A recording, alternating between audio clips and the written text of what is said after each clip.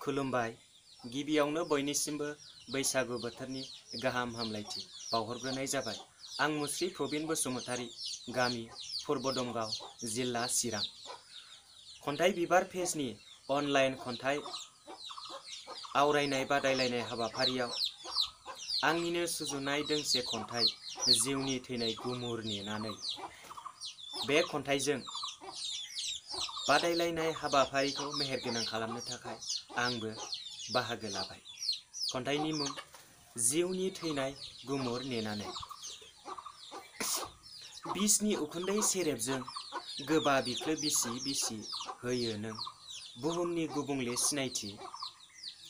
जोमैजों बिलिरजानाय हाथासि गोसो जौखाङो जाथो जाथोनि बायहाजार गाजा।